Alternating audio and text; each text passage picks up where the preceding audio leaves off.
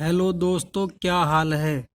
Kuldeep Rajasthan channel पर JVVNL series का अगला क्वेश्चन 61 क्वेश्चन है। ICDP स्विच किसके साथ सीधे तौर पर जुड़ा होता है? तो इसका आंसर होगा ए, न्यूट्रल और फेज के साथ। अब मैं आपको ICDP स्विच की डिटेल दिखाता हूँ। यह ICDP स्विच की डिटेल है दोस्तों। ICDP स्विच का पूरा नाम होता है iron clad double pole switch.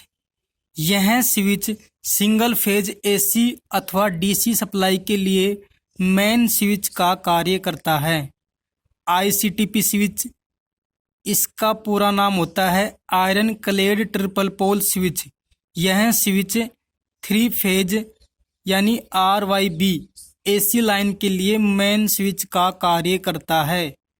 Note: ICDP and ICTP दोनों प्रकार के स्विच ऊपर की दिशा में ऑन तथा नीचे की दिशा में ऑफ होते हैं, जबकि अन्य स्विच नीचे की दिशा में ऑन होते हैं।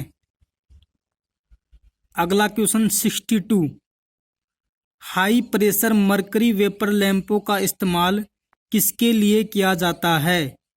तो दोस्तों इसका आंसर होगा ए, सड़कों पर बिजली की व्यवस्था के लिए। अब मैं आपको high pressure mercury vapour lamp की डिटेल दिखाता हूं।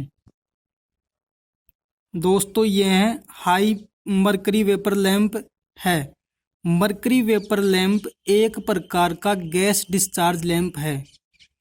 मरकरी वेपर लैंप के दो प्रकार होते हैं, high pressure mercury vapour lamp and low pressure mercury vapour lamp.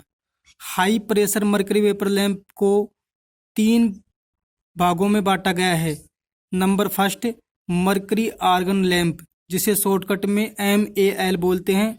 Number 2, mercury argon tungsten lamp, MATL।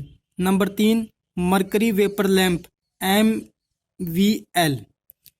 Low pressure mercury vapour lamp में fluorescent lamp आता है। Question number 63।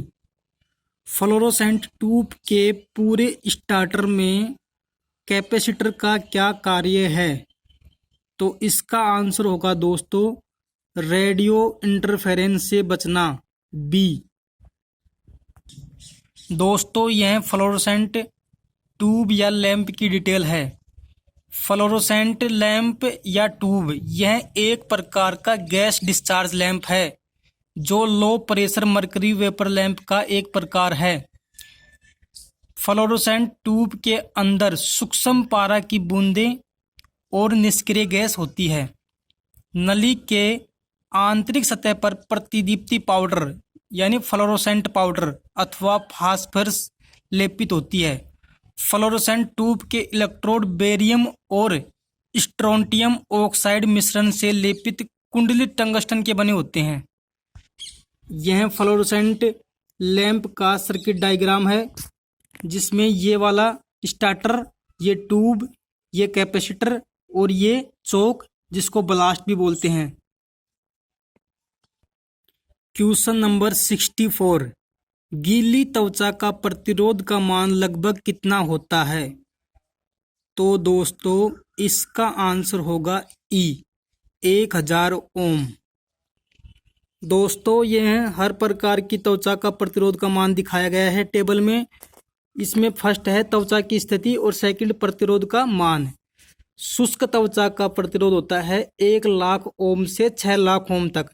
भीगी त्वचा का प्रतिरोध का मान होता है 1000 ओम और आंतरिक शरीर हाथ से पैर तक होता है 400 से 600 ओम तक। कान से कान तक होता है लगभग 100 ओम। यह डाटा गवर्नमेंट ITI की जो बुक मिलती है निम्मी, उसका है। Question number 65। इलेक्ट्रिक आयरन में थर्मोस्टेट तापमान को नियंत्रित करने के लिए किसका इस्तेमाल करता है? तो बताओ दोस्तों इसका आंसर क्या होगा? इसका आंसर होगा डी, बाई मेटालिक स्ट्रिप का। यह थर्मोस्टेट की डिटेल है। यदि थर्मोस्टेट को अपन ओम मीटर से टेस्ट करते हैं तो प्राय उत्तम अथवा अच्छा थर्मोस्टेट 0 ओम अथवा अधिक से अधिक कुछ ओम प्रतिरोध प्रदर्शित करता है। जब थर्मोस्टेट ओम मीटर में उच्च अथवा अनंत प्रतिरोध का संकेत करता है तो इसे प्रतिस्थापित यानी बदल देना चाहिए। इसका मतलब ये है, अगर थर्मोस्टेट को ओम मीटर से चेक करते हैं तो अच्छा थर्मोस्टेट का मान 0 ओम होगा या अधिक से अधिक कुछ ओम होगा। अगर थर्मोस्टेट का मान अनंत ओम प्रदर्शित करता है तो इसे हमें बदल देना चाहिए। क्वेश्चन नंबर 66, सबमरीन के प्रयोजन से इस्तेमाल होने वाले केबल कौन से होते हैं? बताओ दोस्तों, इसका आंसर क्या होगा? दोस्तों, इसका आंसर होगा सी, ट्रोपोड्योर cable. Question number 67, question number 67 में दोस्तों पूछा गया है अपने से, अगर एक 20 किलोवाट के बड़े आकार का मोटर चालू होने पर निरंतर 15 किलोवाट का लोड खींचता है तो मोटर का डिमांड फैक्टर कितना होगा? यह न्यूमेरिकल टाइप क्वेश्चन है। मैं आपको इसकी डिटेल यानी आंसर हल दिखाता हूं। दोस्तों, डिमांड फैक्टर को निकालने का फॉर्मूला है maximum load in given time period बटे मैक्सिमम पॉसिबल लोड। तो अपने को maximum load in given time period दे रखा है 15 किलोवाट और मैक्सिमम पॉसिबल लोड है 20 किलोवाट। इसको परसेंटेज में निकालने के लिए 100 से गुणा कर देंगे तो अपने पास आएगा डिमांड फैक्टर 75%। इस हिसाब से दोस्तों क्वेश्चन नंबर 67 का आंसर होगा 75% यानी ई। क्वेश्चन नंबर 68, विविधता कारक डाइवर्सिटी फैक्टर का व्युत्क्रम क्या है? व्युत्क्रम का मतलब होता है विलोमानुपाती। तो दोस्तों इसका आंसर होगा ए, संयोग कारक। विविधता कारक का विपरीत व्युत्क्रम संयोग कारक होता है जिसको इंग्लिश में बोलते हैं coincidence factor. Question number 69, 33 kilowatt तक की वोल्टेज मात्रा के लिए ओवरहेड लाइन्स हेतु निम्न में से कौन सा इंसुलेटर प्रयुक्त किया जाता है? तो इसका आंसर होगा बी, पिन प्रकार का इंसुलेटर। दोस्तों, उपयोग होने वाले सामान्य प्रकार के विद्युतरोधी इंसुलेटर निम्न हैं। नंबर 1 पिन प्रकार का insulator, number 2 shackle insulator, number 3 post insulator, number 4 stay insulator, number 5 disc insulator. Overhead line के लिए 5 प्रकार के इंसुलेटर प्रयोग किए जाते हैं और इंसुलेटर को हिंदी में विद्युतरोधी बोलते हैं। स्टे इंसुलेटर को ही एग इंसुलेटर कहते हैं। यह आरसीसी पोल या किसी भी प्रकार के पोल को स्टे यानी सपोर्ट प्रदान करने के लिए काम लिया जाता है स्टे वायर में। क्वेश्चन नंबर 70, इसमें पूछा गया है एक उप परिपथ में अधिकतम कितने प्रकाश बिंदु, पंखे और सॉकेट आउटलेट्स जोड़े जा सकते हैं? तो दोस्तों इसका आंसर होगा बी, 10। एक उप परिपथ में अधिकतम 10 प्रकाश बिंदु जोड़े जा सकते हैं और अगर उप परिपथ में अपने से लोड पूछे तो 800 वाट अधिकतम लोड जोड़ा जा सकता है। क्वेश्चन नंबर 71, निम्न में से कौन सा घटक कोरोना ह्रास को प्रभावित करता है? तो बताओ दोस्तों इसका आंसर क्या होगा? इसका आंसर होगा ई, इन सब यानी ये सभी। वायुमंडलीय अवस्था, संवाहक का आकार, संवाहक का मतलब होता है कंडक्टर, संवाहकों के मध्य का स्थान यानी कंडक्टरों के मध्य का स्थान, पावर लाइन का वोल्टेज, ये सभी कोरोना हानि को प्रभावित करते हैं। Question number 72, class E insulation में प्रतिबंधक तापमान कितने तक होता है? तो दोस्तों क्लास ई इंसुलेशन के लिए तापमान सी यानी 120 डिग्री सेंटीग्रेड होता है। अब मैं आपको सभी इंसुलेशन का तापमान की टेबल दिखाता हूँ। दोस्तों, यह सभी प्रकार के तापमान की इंसुलेशन की टेबल है। वर्ग, उसमें वर्ग और तापमान। वायु के लिए 90 डिग्री सेंटीग्रेड, ए के लिए 105 डिग्री सेंटीग्रेड, ई के लिए 120 डिग्री सेंटीग्रेड, बी के लिए 130 डिग्री सेंटीग्रेड, एफ के लिए 155 डिग्री सेंटीग्रेड, एच के लिए 180 डिग्री सेंटीग्रेड और सी के लिए 200 डिग्री, 220 डिग्री और 250 degree centigrade. Question number 73, rheostat बनाने के लिए कॉन्स्टेंटन वायर का इस्तेमाल किया जाता है क्योंकि। तो दोस्तों, इसका आंसर होगा बी। तापमान परिवर्तित होने पर इसके प्रतिरोध में कोई परिवर्तन नहीं होता है। रियोस्टेट बनाने के लिए कॉन्स्टेंटन वायर का इस्तेमाल करते हैं। इसका कारण यह है, कॉन्स्टेंटन का वायर पे टेम्परेचर का कोई इफेक्ट नहीं पड़ता है। ठीक है दोस्तों। क्वेश्चन नंबर 74, क्रिपिंग त्रुटि किसमें होती है? तो दोस्तों, इसका आंसर होगा ए, एनर्जी मीटर में क्रिपिंग त्रुटि होती है। यह क्रिपिंग त्रुटि क्या होती है, यह मैं आपको दिखाता हूं। क्रिपिंग त्रुटि करंट कॉइल में करंट फ्लो न होने पर भी चकती निरंतर घूमती रहती है, अर्थात जब केवल प्रेशर कॉइल ऊर्जित किया जाता है। इसे ही क्रिपिंग एरर यानी सरपन त्रुटि कहते हैं। क्रिपिंग त्रुटि का दूसरा नाम सरपन त्रुटि भी होता है। क्रिपिंग एरर के कारण घर्षण की अति भरपाई। नंबर 2, दाब कॉइल के सिरों पर अत्यधिक वोल्टता दोलन। नंबर 3, अवांछित चुंबकीय क्षेत्र। क्रिपिंग एरर को रोकने के लिए चकती में 2 व्यासीय विपरीत क्षेत्र बना दिए जाते हैं। इसका मतलब यह है कि चकती के अंदर 2 होल कर दिए जाते हैं, आमने और सामने, एनर्जी मीटर में क्रिपिंग त्रुटि को रोकने के लिए। क्वेश्चन नंबर 75, निम्न में से कौन सा द्वि उत्तेजित चुंबकीय प्रणाली है? तो इसका आंसर होगा दोस्तों डी, तुल्यांकी मोटर यानी सिंक्रोनस मोटर। सिंक्रोनस मोटर में एसी और डीसी दोनों सप्लाई का उपयोग किया जाता है। डीसी सप्लाई का उपयोग सिंक्रोनस मोटर को एक्साइटेड करने के लिए किया जाता है। क्वेश्चन नंबर 76, स्थायी चुंबक गतिशील कॉइल मीटर क्या प्रदान करती है? यानी permanent magnet moving coil meter क्या प्रदान करती है?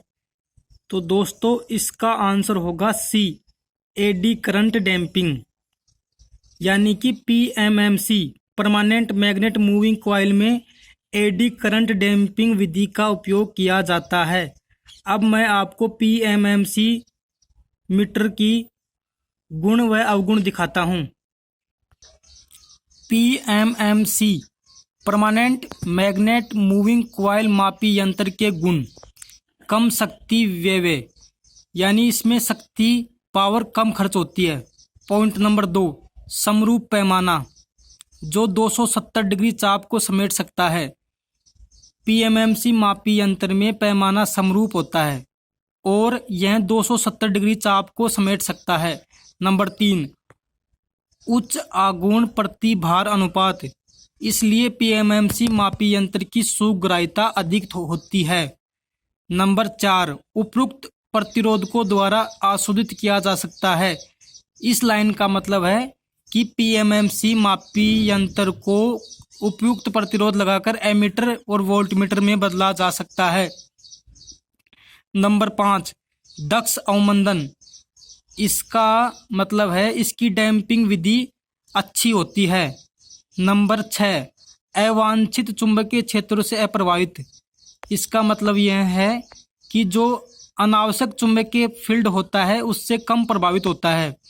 नंबर 7, हिस्टेरिसिस के कारण किसी हानि रहित, इसका मतलब यह है कि PMMC permanent magnet moving coil में हिस्टेरिसिस लॉस नहीं होता है।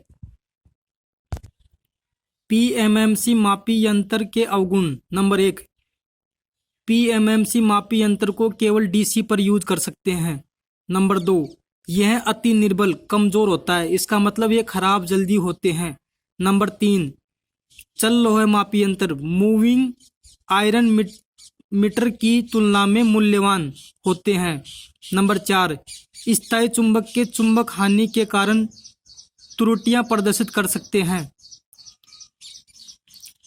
अवमंदन बल डैम्पिंग टॉर्क, यह क्या होता है? यह बल चल निकाय पॉइंटर को अंतिम विक्षेपित स्तर पर शीघ्रता से रोक देने के लिए आवश्यक होता है। यानी अवमंदन बल डैम्पिंग टॉर्क क्या काम करता है? यह पॉइंटर को किसी भी मान पर शीघ्रता से रोकने के लिए काम आता है। पीएमएमसी मापी यंत्र में एडी करंट डैम्पिंग यानी भंवर धारा अवमंदन विधि का उपयोग किया जाता है। यह लाइन काफ़ी इम्पोर्टेंट है, यह क्वेश्चन काफ़ी बार पूछा जा चुका है कि पीएमएमसी मापी यंत्र में कौन सी डैम्पिंग विधि का उपयोग किया जाता है। तो इसका आंसर होगा भंवर धारा यानी एडी करंट डैम्पिंग विधि का। क्वेश्चन नंबर 77, गिलबर्ट किसकी इकाई है? तो दोस्तों इसका आंसर होगा बी, मैग्नेटोमोटिव बल एमएमएफ की। एमएमएफ का पूरा नाम होता है मैग्नेटिव मोटिव फोर्स। क्वेश्चन नंबर 78, चुंबक द्वारा बहुत ज्यादा आकर्षित चुंबकीय पदार्थ कौन सा है? तो दोस्तों JVVNL ने इसका आंसर माना है ए, डाईमैग्नेटिक। देखो इसका आंसर ए मान रखा है JVVNL ने, लेकिन इसका आंसर फेरोमैग्नेटिक आना चाहिए। अब मैं आपको डाईमैग्नेटिक, पैरामैग्नेटिक और फेरोमैग्नेटिक तीनों की डिटेल दिखाता हूं। लोह चुंबकीय पदार्थ फेरोमैग्नेटिक वह पदार्थ जो एक चुंबक द्वारा प्रबलता से आकर्षित होते हैं, लोह चुंबकीय पदार्थ कहलाते हैं। एग्जाम्पल लोहा, निकिल, कोबाल्ट, स्टील और इनके एलॉय। अणुचुंबकीय पदार्थ पैरामैग्नेटिक सब्सटेंसेज सामान्य प्रबलता की चुंबक द्वारा जो पदार्थ कुछ आकर्षित होते हैं अणुचुंबकीय पदार्थ कहलाते हैं। यानी कि चुंबक के द्वारा वे पदार्थ जो कुछ आकर्षित होते हैं, ना कि प्रबलता से आकर्षित होते हैं। एग्जाम्पल के रूप में एल्यूमिनियम, मैग्नीज और प्लेटिनम। पॉइंट नंबर 3, प्रतिचुंबकीय पदार्थ डायामैग्नेटिक सब्सटेंस वह पदार्थ जो केवल प्रबल चुंबकीय द्वारा कुछ प्रतिकर्षित होते हैं, प्रतिचुंबकीय पदार्थ कहलाते हैं। मतलब कि एक प्रबल चुंबक के द्वारा ये पदार्थ आकर्षित न होकर प्रतिकर्षित होते हैं, इसलिए इनको बोलते हैं प्रतिचुंबकीय पदार्थ। इसका एग्जाम्पल है बिस्मिथ, सल्फर, ग्रेफाइट, कांच, कागज, लकड़ी इत्यादि। क्वेश्चन नंबर 79, निम्न में से कौन सा पदार्थ डाईमैग्नेटिक पदार्थ का उदाहरण है? तो दोस्तों इसका आंसर होगा ए, तांबा, कॉपर। यह डाईमैग्नेटिक पदार्थ का एग्जाम्पल है। बाकी चारों एग्जाम्पल इस्पात, निकिल, कोबाल्ट और लोहा यह फेरोमैग्नेटिक पदार्थ के एग्जाम्पल हैं। क्वेश्चन नंबर 80, चुंबकीय कीपर का इस्तेमाल किस लिए किया जाता है? तो दोस्तों इसका आंसर होगा डी, चुंबकीय आवेश परिरक्षित करने के लिए किया जाता है। चुंबकीय कीपर का उपयोग जब चुंबक को अपन स्टोर में रखते हैं तब चुंबकीय आवेश को रक्षित करने के लिए चुंबकीय कीपर का उपयोग किया जाता है। दोस्तों यह पेपर JVVNL का टेक्निकल हेल्पर का पेपर है जो आपको भविष्य में गवर्नमेंट पेपर को पास कराने में काफ़ी हेल्प करेगा। प्लीज़ दोस्तों चैनल को लाइक, सब्सक्राइब एंड शेयर करें। धन्यवाद।